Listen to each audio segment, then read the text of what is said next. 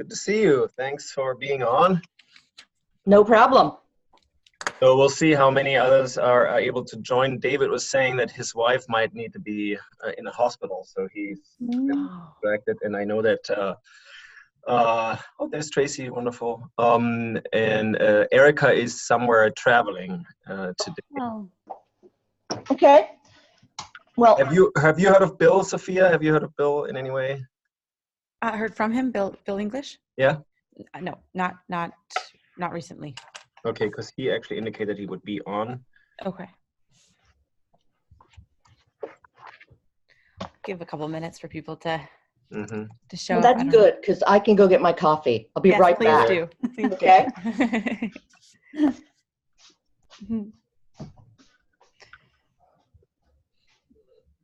Tracy, how are you? Good morning. Good morning. Is this your home office? This is my office. I'm usually at home, but this is your office. Your office seems cozy and home-like. It's very nice. When I'm in a bad mood, I say they make me work out of the basement, but it's not a true basement, so we like it sometimes. Oh, David's here. David is here. Good.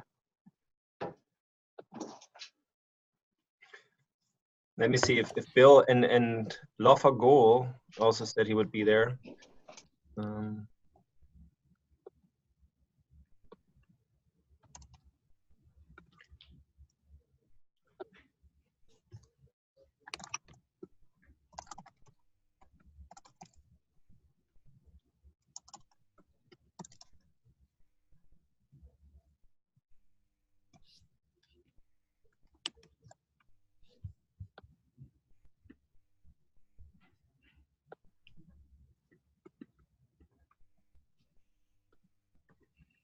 Okay, well, thank you all for being here. We're waiting for Dawn to get her coffee. Hey, David. I hope all is well. So thanks for being with us.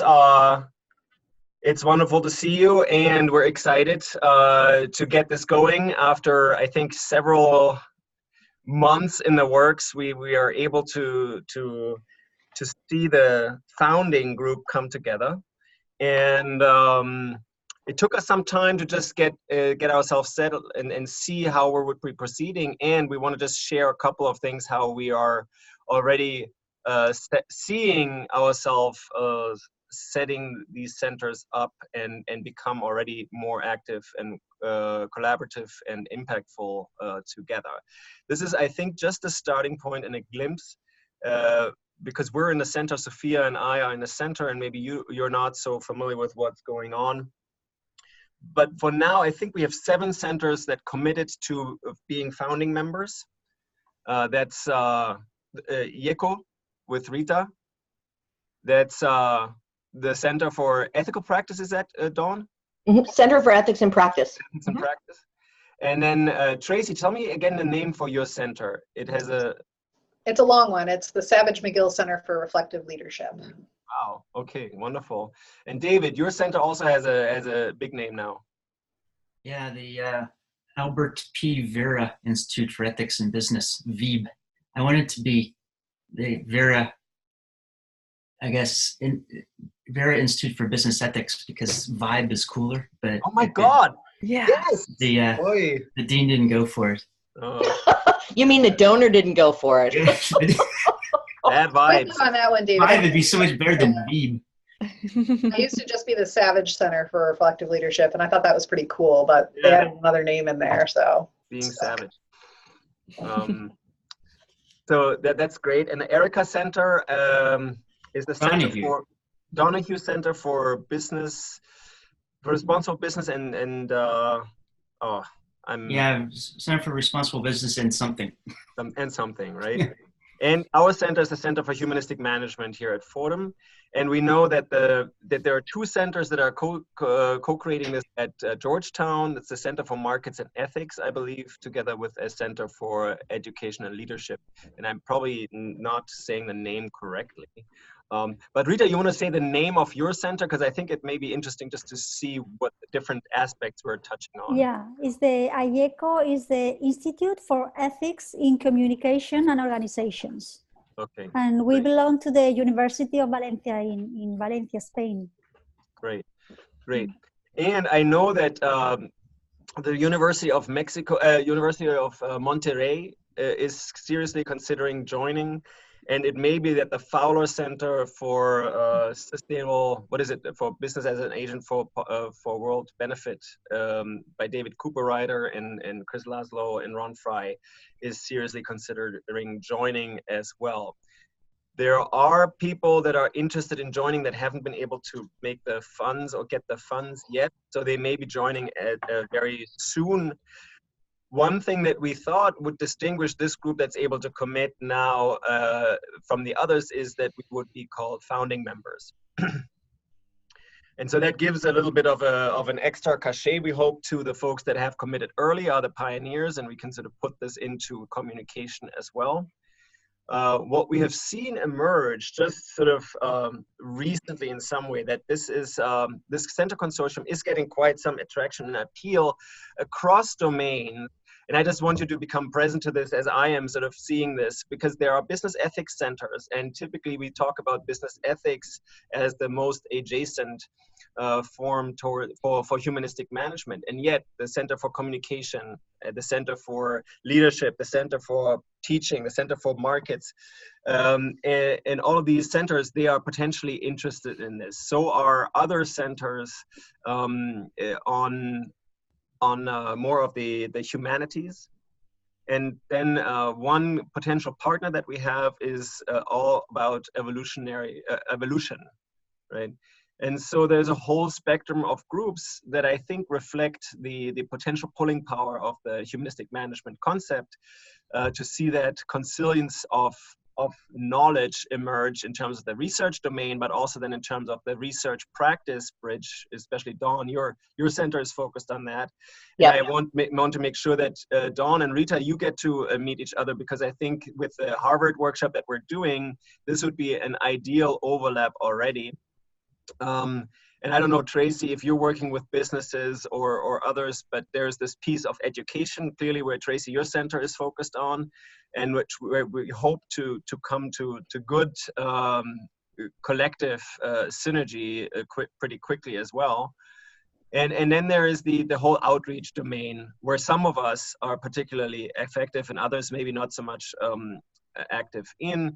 But the center, the Fowler Center, for example, would be pretty strong in that domain. So these are the bridges, the research, practice, pedagogy, and outreach in terms of business media, etc. And then there are a couple of projects that are already emerging more on the research front, because we were able to get Sophia to commit to be the coordinating person for the research. Specifically, she's yeah, thank you so much. And it's been great to work with you and just to see how some of these things can rather quickly be fruitful. And you've been helpful also not only in the research domain. Right now you're helping pull all these things together for now. So we're hoping that very soon we can get a person that can help us to coordinate teaching activities and pedagogical outreach, as well as the outreach in general, with media, with businesses in other forms. We do have partners that we have not yet clearly formalized, but there's a very strong interest, and the Economy for the Common Good is one of them. So that's a way to reach out. We have connections with Conscious Capitalism. We have connections with the B Corp groups. We have connections with an alliance that's called the Wellbeing Economy Alliance. That's much more on the policy level and outreach level there. We can tap into the United Nations, the Global Compact groups, and we are a standing working group there. So we have been making use of that already in terms of the branding, but we can certainly make more use of that. And Tracy, I'm looking also towards your center and the work that you've been doing to see how can we bring this in to this other domain there.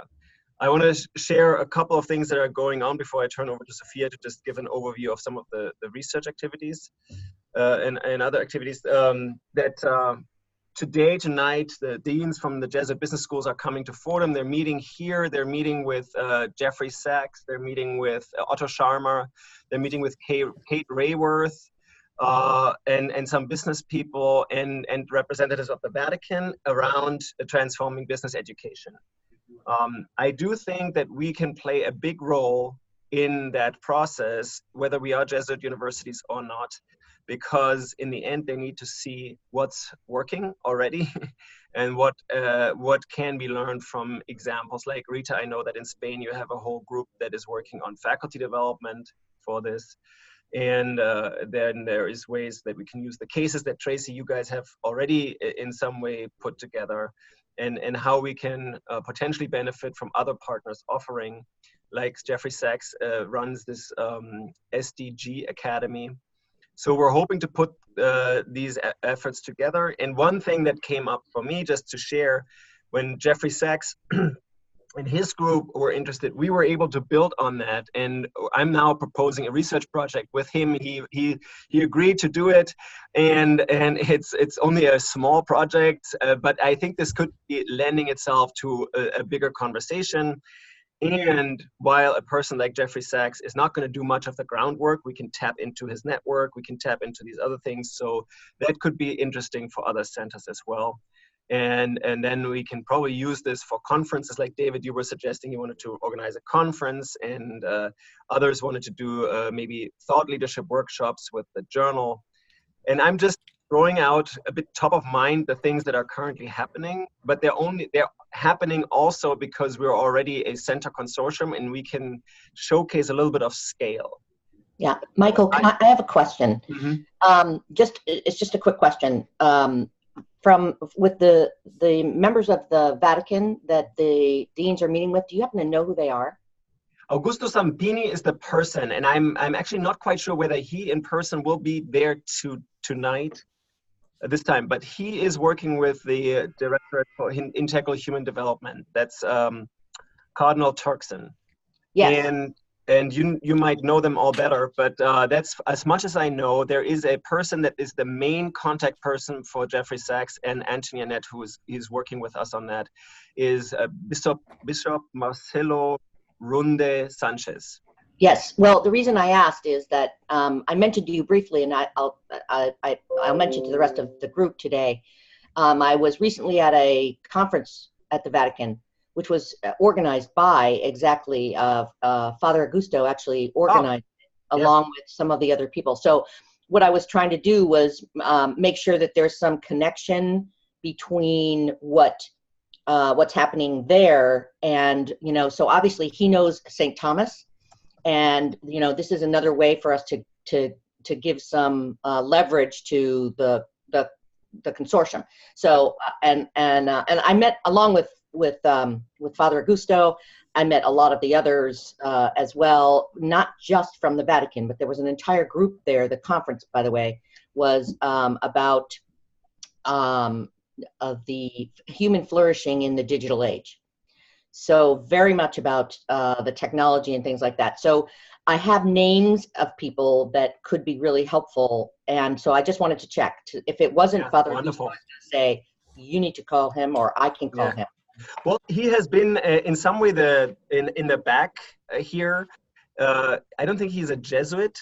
So Father Garanzini and he are in touch, and Augusto Sampini and Jeff Sachs, they are sort of the buddies. And I was invited a couple of times with them. And so we're trying to bring these various things together. So it'd be great to these various other contacts that you have to just streamline it and make sure that this is not getting lost in like multiple conversations. And I do think that's the value add that we can provide. And I see also, Tracy, your work in some way that we can pull this in and say, you know what, we don't need to start, like all of these conversations seem to start at the same point. It's like, oh my God, there's so much already out there. Yeah.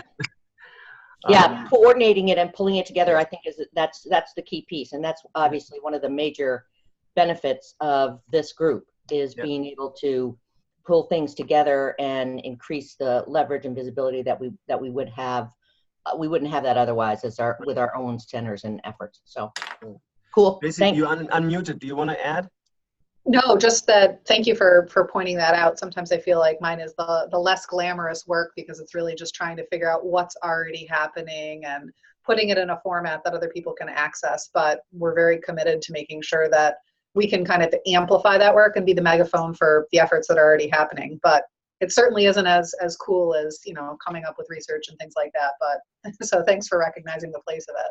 Well, and I want to make sure that we're not dismissing this, because if that's the kind of sense that you're getting, I hope that's not coming from us. I love these meetings every month because we come and we come together and talk about what everyone's doing, and it inspires me to continue to reach into our networks. I'll be in Mexico next in a couple weeks at ITESO in Guadalajara, and I think they would make some interesting partners too. So I'll start feeling around and seeing if they have some active centers that might make good members for the consortium as well, because they're very well organized.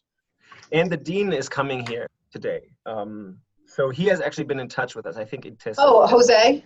Jose, yeah. Yeah, he's wonderful. He's been working very closely, and he's very motivated to start connecting out with different networks. So we did hear a little bit about this meeting. I was in Boston College last week with the Jesuit deans, and Donna, your dean, had presented on the new paradigm, which was woven throughout their entire 2-day meeting, was talking about the new paradigm of business education. So it's definitely on our network's radar. And to the extent that I can reach out and help connect people with this center consortium, I'm happy to do so. Great. So the main point of this meeting was to give you a bit of an update, and then also just facilitate a conversation about us, what we're doing, so that we get to know each other more. That's the main point that we see at this stage emerge. But are there some things in terms of housekeeping that you want to address before we get into that conversation? We sent you the invoices, quote unquote. We sent you the information about transmitting the monies. Did you receive that? Is there, I think there's, for some, there needs to be more information. Rita, you said we need to become an official supplier, and it may be the case for other universities as well. Same for St. Thomas. Right. We'll have to set it up as, you know, a vendor, but we got that. We got that all covered. Okay, good. So if none of these things are at this point really, really critical, then maybe I just turn it over to Sophia to facilitate the conversation in terms of where we stand each, and maybe we can connect some of these streams that were already touched upon. I want to make sure that, Rita, you guys are talking about the workshop in a year from now in May. You will probably, but that's, I think, a key piece that we can already benefit from, all of us here. And so I leave it at that for now. And Sophia, why don't you just take over? Thank you. Great. So several of us have had individual conversations about your work and what you're most excited about and what you're up to. But as Michael mentioned, it's really going to be important for these calls for everyone to know what everybody else is doing, and continue those conversations and stay updated, because that's how we're going to be able to see synergies and how one person's resources in one way may support someone else's center's needs in another, and vice versa, how we can come together to create something extraordinary. So what I thought we would do was just go around and share, again, we kind of did this at the beginning, but the name of your center, what your center's primary mission is, kind of the macro, and then what are some key, one or two tops, key projects that you're working on this year, that your center is working on, kind of who's involved in those projects, what kind of data, or if it's not data research related, what types of materials are you using, and then what's the goal for those projects. So that was kind of a lot. So your center, vision, we're going to work at the big, we're working at the bit macro and then coming down to the micro. So who are you? We all know you, but who are you? What's your vision? What are your primary projects? And then a little bit of detail about those projects. Does that work? I know I threw a lot. I actually wrote it down for myself, so it's not really fair that I just asked you to do this. Maybe you put this in the chat. Maybe you put this in the chat, and then everybody can remind. Okay, sorry. Name, center vision. We know, because as Michael had mentioned, we're doing all a little bit of different things, but all under the same really wonderful umbrella. So it's important to point out our uniqueness and our our shared, common vision. Okay, center vision, primary projects. I know we're all doing a million things. So just what are kind of some of the key, 1 or 2 key items, and then who's involved, and we'll just call this the materials. So data, etc. That'll help us understand where the needs and where the opportunities and possibilities are to converge. Okay, is that everything? Is there anything else we should be sharing? I'm not able to see in the chat. Oops, I just sent it. Sorry, I just sent it to just Michael. There we go. Okay, now. There you go. Michael, we already know what you're doing. We don't need you to share. Just kidding. Okay, do you want me to start? Sure, that'd be great. Okay. Well, first of all, my name is Rita Jacome. I think it's the first time I meet you. I work with Manuel Guillén at IECO. It's the Institute for Ethics in Communication and Organizations. And our mission is to improving society from ethical reflection. This is our main mission. And how do we do that? Well, we work with companies. We started the IECO Business Ethics Chair at the University of Valencia, and the chair is supported by three different companies from the 3 different sectors. One is cosmetics, other one is bathroom furniture, and the other one is raw materials. So very different companies with also from different sectors, but the same mission and vision. They want to put the person in the center of their activities. And our primary projects, we work with them. We organize different activities from them to teach them how to do that. And also we are running a project that Michael told, it's in the business faculty, business school of the University of Valencia. And the project is called, well, the aim is to change the D&I of the business school at the University of Valencia. And it's a very new project, I mean, because the University of Valencia is a public university, and it's not very easy to do this in a public university. So the dean and all the staff, they are very committed with this project. And we organize, we see movies with professors and with students. We organize conferences, lectures, and things like that with experts from other universities and with business people, to teach professors how to include ethics and humanistic management vision in their different subjects. So I think we are right now in the 3rd year of this project, and it's wonderful. Our next session is next week on Wednesday. Well, other primary project is the one project that we started last year at the Real Colegio Complutense at Harvard. It's a humanistic management workshop for executives. Our idea is to put together executives from companies from Spain, but also with executives from companies from all over the world. The first edition was like an experiment, and we were not able to have business people from all over the world, but our aim this next year is in May 2020. We want to interact with other companies from other countries. So I need help with this because it's not very easy.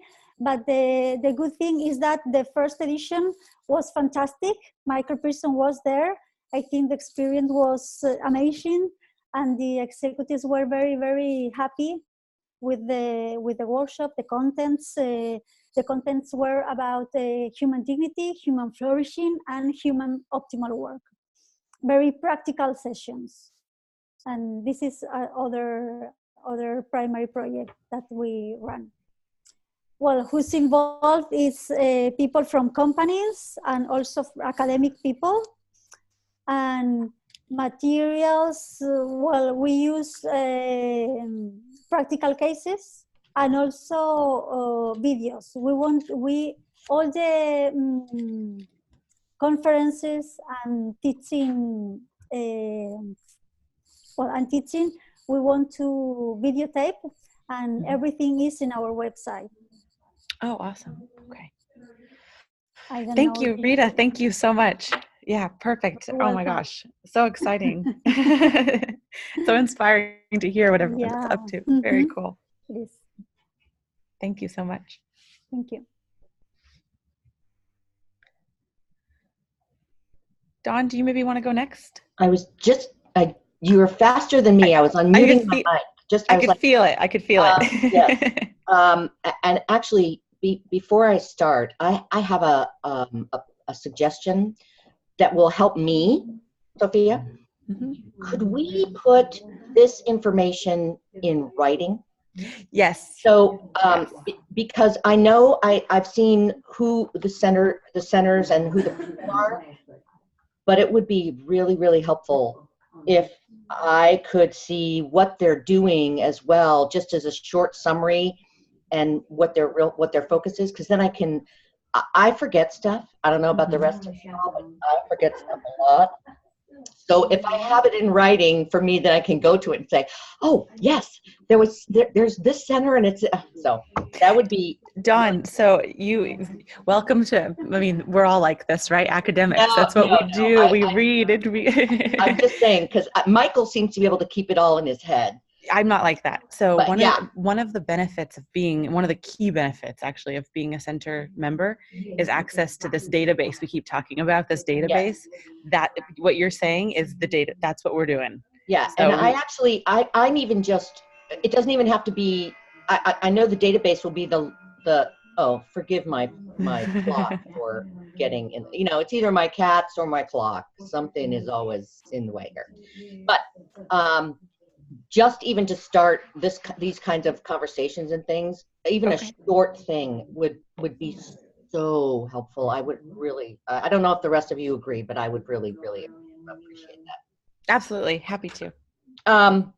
Okay. So, my center is the Center for Ethics in Practice, and it's been in existence for just about 30 years. At the University of St. Thomas in Minneapolis, or actually Minneapolis and St. Paul.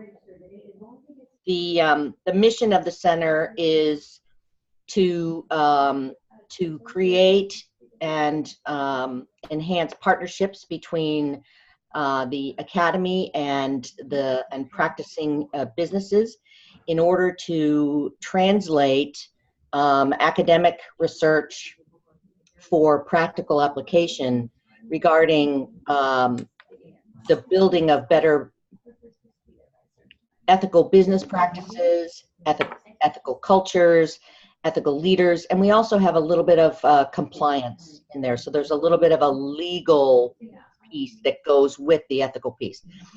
What we're doing, we do, as Michael mentioned, we're primarily an outreach center. So we work with the faculty at St. Thomas as well as faculty elsewhere who are doing research in a variety of areas. And then what we try to do is create bridges so that we have the actual business community involved in what we do. So some of our big things, we recently launched a website called the Business Ethics Resource Center.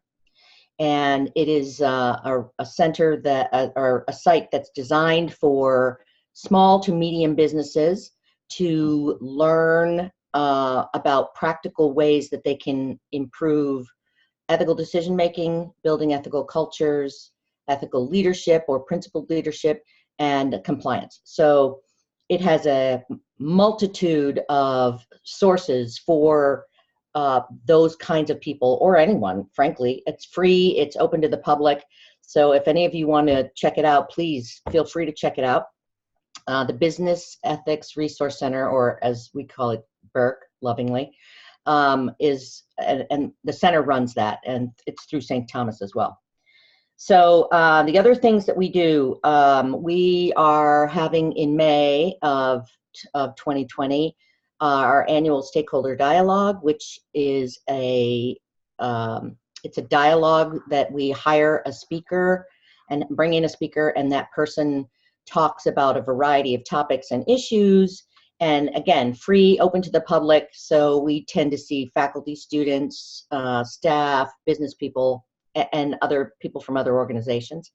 This May, we're bringing Paula Boddington, who is a philosopher in the UK, who does work primarily on the ethics of technology. Her most recent book is called Towards a Code of Ethics for AI. So she's going to be coming to talk, and that is something that the center does. The other thing the center does is similar to what Rita was talking about. We actually have a conference that we are holding in March of this coming year. Sorry, that would be March of 2020. Okay, I keep thinking it's this coming year. It's coming forward. And that is an ethics conference, but it's not focused on academics or research. It's actually focused on the practices that are currently being used in business that we would deem as potentially best practices. And there are 3 tracks of the conference. Technology, including obviously AI and decision algorithms and all those types of things, and sustainability, and then profitability. So it's a conference that's designed to help people who are really working with those problems day to day to learn about some best practices. So there's academics involved in terms of being part of the conference, but it's primarily focused on benefiting the business community. So you can see we do a lot of outreach. And then we do a lot of training, which also includes our academic partners. So we do that with our faculty and then essentially translate that as well. But I wanted to tell Rita that we have connections with businesses that might be very interested in coming to the workshop in May. So you and I should probably talk offline or whatever. There's another thing I thought. Maybe we add to the name Center Vision and Primary Projects, like email. I see your emails occasionally in the communications, but maybe if I had email that was actually there. See, I do this. I'd photocopy that little sheet of info and I'd be passing it out to all kinds of people. Like, okay, these are people that we need to talk to. Okay, perfect. Thank you very much. No problem. And congratulations for all the things you are doing. Oh, well, you're doing wonderful things too. So it's a work together. That's what this is all about. Yeah. So thanks. Thank you so much. I just put in the chat. Great idea. I'll share everybody's email in a document to send it out so that we have it in a more organized format. So, okay, perfect. Tracy, would you like to go? Of course. Rita and Dawn, it's nice to meet you. I wasn't aware of your centers before, so it's really nice to hear this. And I think some of the work that we do here might also be, these are good connections to make. So the Savage McGill Center is largely external facing. I'm at Lemoyne College, which is a small overall college in upstate New York. And the vision originally was to create some programs that helped link and leverage the global Jesuit network of business schools. So there's about 110 that have business programs in some way. And then, of course, a little over 200 that are Jesuit schools proper. But what quickly we became aware of was that there was a need for this sort of thing outside of the Jesuit network as well. So we now say we were founded by the Jesuit network, but it's really meant to build community amongst anyone who's interested in values-based business education. So that does include some corporations who are interested in creating, stronger linkages with academia. But mostly my work is to start to celebrate faculty and the dignity of their work. So it's kind of as a response to things like the big publishers who are controlling all of this information and making our jobs as academics a little bit more challenging. So the response to that was to create this website, which is ignited.global, and to start getting some original teaching tools out there. These are not full courses. These are discussion questions and videos and materials that are working well in individual classrooms that could then be shared with other people who are looking for those sorts of materials to plug into their own courses. So maybe 95% of your class is working really well, but you've got this one little touch point that needs either an infusion of values or just, you need some help because it's not your favorite thing to teach. We have about 2,000 members right now. I would say most of them are outside of the Jesuit network, so it's kind of a good thing that we decided to broaden our reach there. And we try and support both classroom materials, opportunities for smaller or more independent journals to have a place to run their peer review programs and to distribute their materials so that they can have kind of a consortium of their own to start working together. There are a lot of people that prefer to publish in smaller journals that aren't the big guys, and how do we start elevating the work that they do and to broaden their reach. So we have kind of those three buckets. We have an opportunity for tools in the classroom, an opportunity for people who are interested in research in smaller and independent journals, and then we have our ability to connect with one another. So our website offers kind of profiles and opportunities to see what's working well with other faculty around the world, and to connect with them along shared lines. So it's really exciting. We're seeing that some of the pain points in higher ed and some of these new emerging things that are happening, the business roundtable statement on the purpose of a corporation, these things are all starting to kind of flow together in a way that's meaningful. So we hope to continue on in that vein. This center consortium, Michael reached out to me, I don't know when it was, Michael, maybe 8 or 9 months ago, and was an immediate, it just felt like a really nice fit. And a nice way to kind of broaden the impact of the work that the Jesuit schools are doing beyond that, because so many of the values are aligned. So if you get a chance, you can check it out, ignited.global. We distribute all sorts of materials. My whole interest, as I said in the beginning, is really to get the work out there. I don't really feel territorial or that we have to make a lot of money off of this or whatever. There's so much work that's happening in individual centers or at individual faculty level that I feel needs to be shared so that we can all learn from one another. So if there's anything that you have that you want to get out there to our members, please let me know and we can put it up there and promote it. We do tons of marketing and try and get the word out to start building this awareness that there's another way to do business.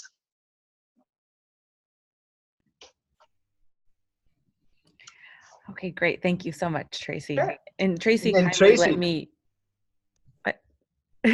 Sorry for intervening there.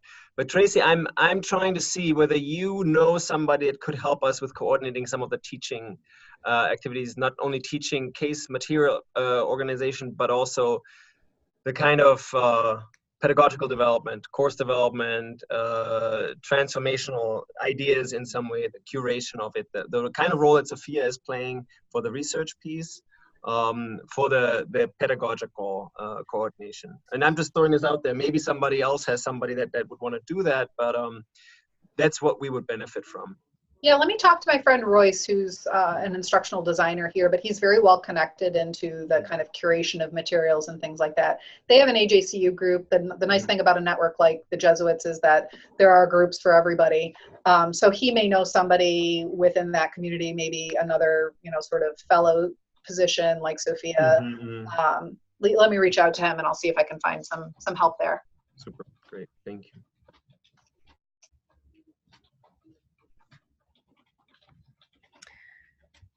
All right, David, would you like to, I think you saved, I would say the best for last, but one of the best for last, one of the top 5.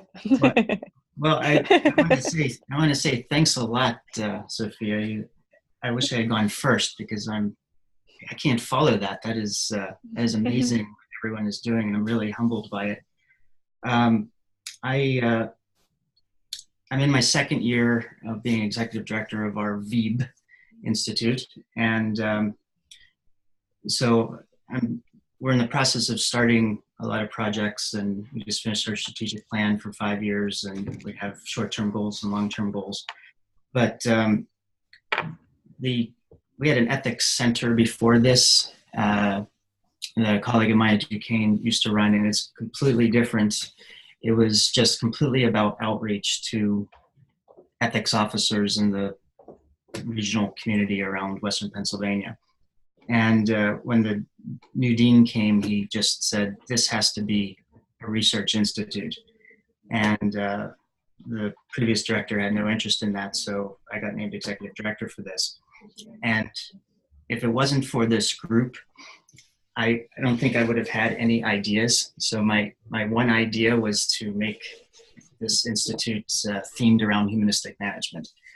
So even though it's called Institute for Ethics in Business, the theme very clearly in our strategic plan, vision, and mission is around promoting humanistic management for research, pedagogy, curriculum development, and outreach. So we have 3 pillars, but it is primarily a research institute. That is what my main interest and focus is on, and certainly our donors who just endowed the center, something that gave us some physical space in our business school, but also the ability to have some operational funds for some projects, which I'll talk about in a second. So as I said, our 3 pillars are research primarily, and then curriculum development, and the corporate outreach. Corporate outreach is where we are weakest, and I hear that there's a lot of strength here in this consortium with your other centers, so that's good. I can learn from you. But we are developing the curriculum development through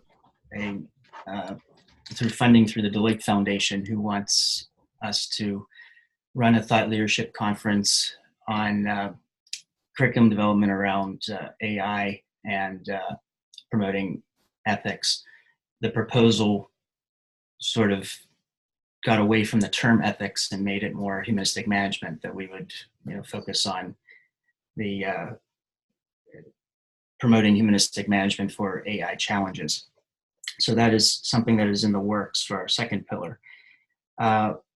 What we are currently doing, we sponsor the PhD network for the Humanistic Management Association. So we have 3 series associated with that, monthly webinars that I'm sure most of you are familiar with, where doctoral students from around the world will present their research on their dissertation, and we'll get feedback from people in the community to help promote the program of study.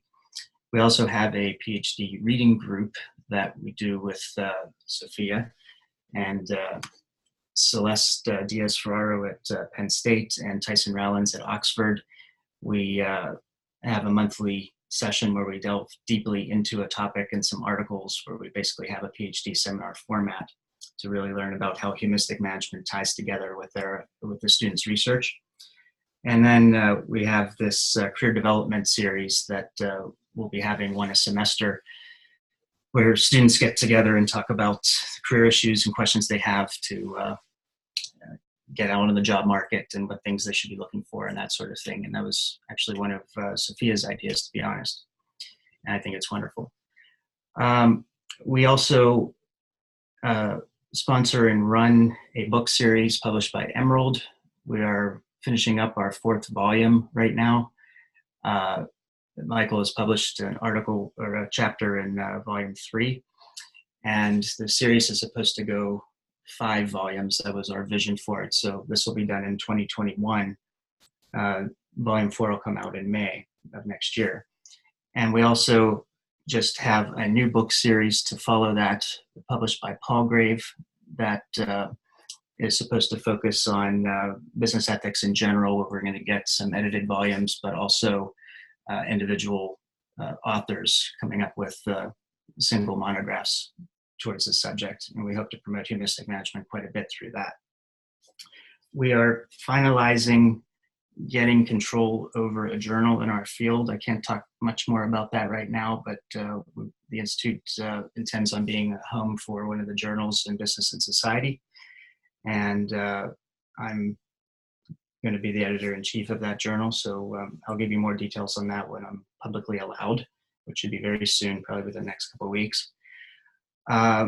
We also are starting a Visiting Scholars program that our donors to the Institute are happy to sponsor. They really want that sort of impact, so that'll bring scholars from around the world to talk about humanistic management to our students and hopefully engage our business community, which is, as I said, my weakest pillar, so I need that too, but also to work collaboratively on research projects with these people.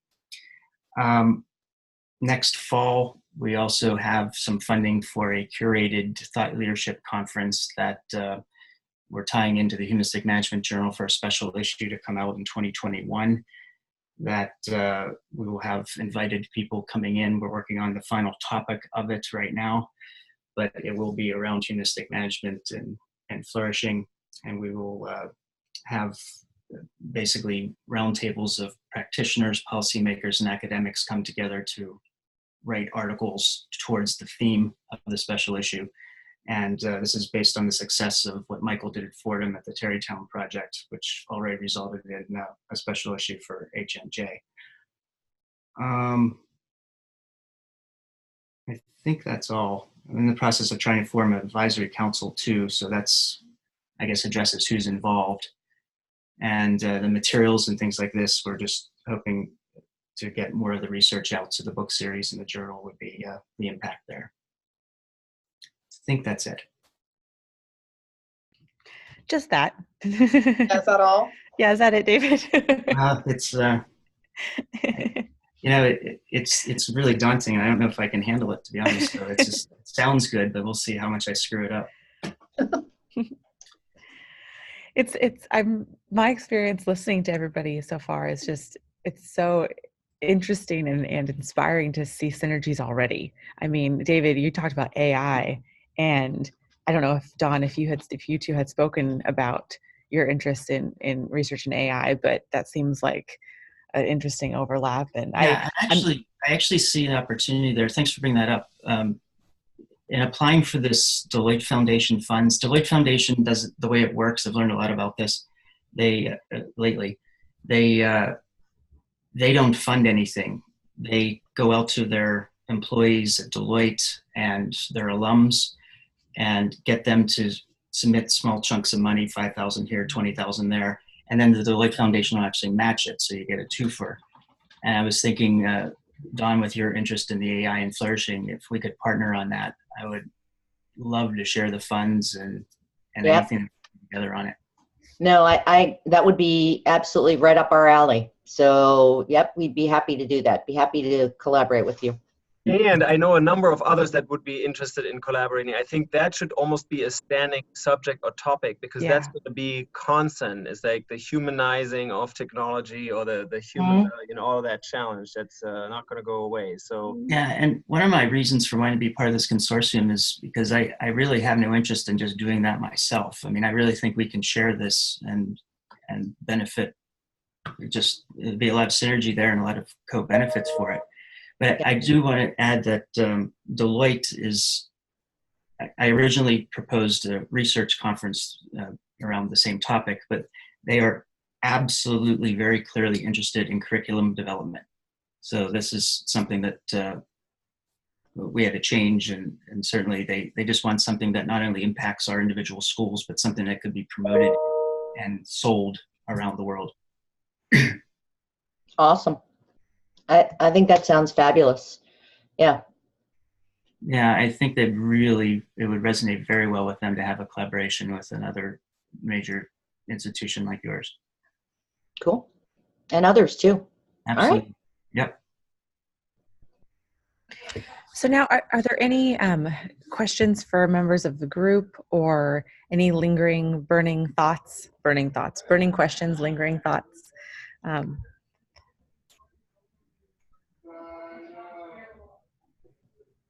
No one's heads burning. Okay, All right now. that's good. I guess that's good. It's Thursday, you know. So,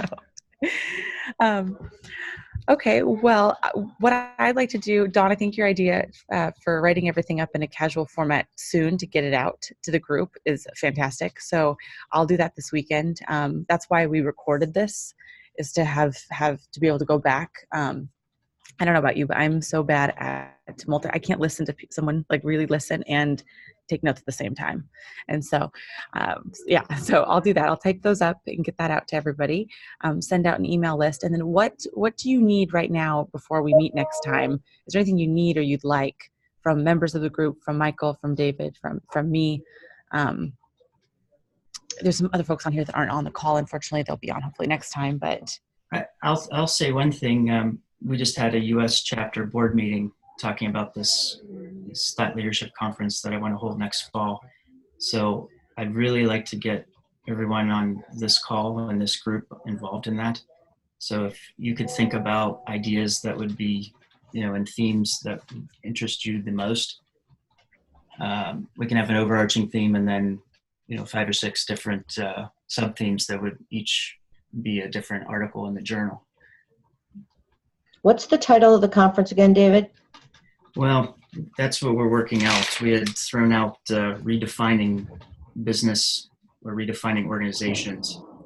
And then the topics underneath it could be around having a global voice, women in leadership, diversity, mindfulness, AI challenges could be one, HR issues, that kind of thing. And we just have to get more specific on it, and we could define it together as a group. And one thing that seems to have worked as a stand-in title is the dignity and well-being piece. Mm-hmm. And I'm just throwing this out there because this is sort of something that resonates almost always. It's just like, which context do you use and focus on? And then, yeah, for sometimes it's like, okay, maybe you want to focus on integrity. Maybe you want to focus on practice. Maybe you want to focus on one piece in that. And then you can use this as a subtitle or you move it away. But that can sort of give a consistent kind of narrative and conversation. It fits with the journal. It fits with the other pieces. And so it becomes a continuous conversation in that sense. Yeah, that actually I think is a really key point, because that focus and those words, Michael, that's what I use to describe what we're doing in terms of the consortium, why it fits with what we're doing at St. Thomas, and it fits with what we're doing at St. Thomas. I mean, we use those kinds of words, and I mean, we might talk about it more as you know, we've done human flourishing. Mm-hmm. Same idea though, same right. Area that seems to resonate with everyone. So right. I think that's a key piece for us.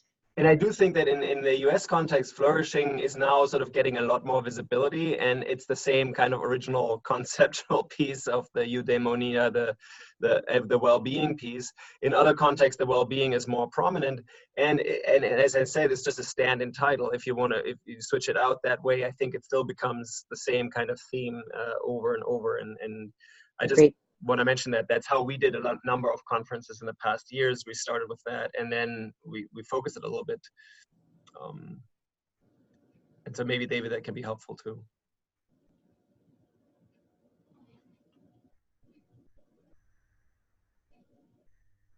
Okay, we're all on mute except for me. I'm not. Ah, yeah, okay. You and I, everyone's listening. Yeah, we should keep talking more. Sophia, you want to close this out? I want to sort of make a couple of comments in terms of internal next steps. Yeah, I'm just excited. I'm really happy that we're all involved. It's once we get past sort of the logistics, I've been working behind the scenes on some of the logistics stuff, but really being able to speak with each of you and hear what you're actually up to, and what you're hoping to create. Just that this is the reason we're all here. It's very, very exciting. It's so different than what a lot of people in the academy and in business are up to, and I'm just really grateful to be involved, and I'm excited to know each of you. So let's do it. Wonderful, wonderful. And you see this amazing spirit that Sophia brings, so that's really wonderful. And I think we have this opportunity to really build something amazing new here. I want to share a couple of things just maybe for your inspiration, because it inspired me. And I can just tell you that in our area, in my academic career, we've had sort of several down points. And now that I'm area chair again after some really crisis time, we're getting around these themes, we're getting traction. People identify around this. Sophia actually came in because of that interest, and she's helping us work with a number of people that we didn't see really much of a connection with, and see that, yeah, there are these threads. And just yesterday we came together and talked about collective research in our area. And this was nothing that ever happened before. And I just wanted to throw it out because it seems that many of you probably have access to a number of students, a number of companies that would lend itself for research, for consulting, for things around these themes. So here's what we were doing and talking about, and maybe some of you are interested in that or can replicate this or can share their experiences. But we're talking about some of the constructs that we're working with on mindfulness, on trust, on the 4 Drive model, the humanistic management concepts, and the dependent variables of flourishing, of performance, of well-being, and some of the innovation and creativity things. And we have access to 600 students every semester that actually get graded on assignments in different ways. They work in teams. So we have this massive basic constant sort of data set that we can manipulate, that we can intervene with. And we've never really done much with it. And so we're hoping that we use this. We're also hoping that with some of the companies that we're working with, we can use and apply some of these insights and see if they wanted to do more innovative research, if they wanted to become more innovative, if they wanted to contribute more towards a humanistic way, what interventions can work. And so that's the idea and ambition, and we're hoping to weave that into this consortium. Also that we can do this kind of research together, that maybe we get a number of companies that we're working with individually interested in a kind of consulting research arrangement. And so then when we have the kind of editors of AMR and AMJ and all these pieces where we hope to be influential in a traditional way, that we can say, you know what, we have this unique access to data, we have this unique study set, we want to publish this, can you help us publish this? So that's one of the thrusts that I'm pursuing here with the group. I'm sure others are doing this already. And for the research piece that Sophia is helping with, this may be one of the things that is really exciting, even in our area that typically wasn't the most, I say, collaborative for now. And I just wanted to share this because really that's exciting in many ways and enlivening. So we can talk about this more, and Sophia probably will update us next time also just about the research activities that we're all doing and engaged in. If you have ideas about somebody that can coordinate outreach, teaching, or even the practice piece, we would love it, because that's in some way our next steps internally. And maybe I'm wrong on that. Maybe you have another option or another model. But if we do use the funds that we're getting in for appointing a person to do this, it could help us. And I just leave it with you. Okay, sorry, I have one more request from the group. On top of that, will you look at the letters, the welcome letters that I sent each of you last night, and let me know, make sure that I got the name of the center right and your address right? I put what I found online, what I could find, but it sounded like some of the names that you mentioned today were a little bit different than what I found. So, and then just let me know. Yeah. Thank you so much. Okay, thank you. So we're trying to be on time, start on time, and close on time. So it's on our end, 11, it's the hour. Thank you so much for being here. We're gonna schedule another one for November, and possibly something in between as we get going and set up.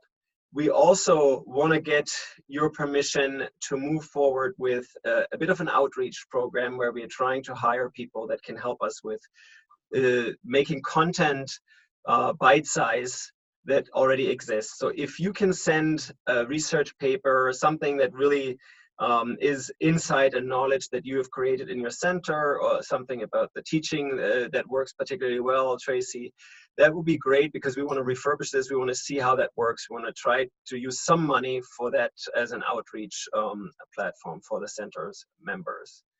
So Sophia will be in touch again. I will be in touch again. Thank you so much. Thank you. Okay. Have a good Thank day. you. Bye. Bye. Bye. Bye. Thank you. Bye, everyone. Bye bye. See you. Bye.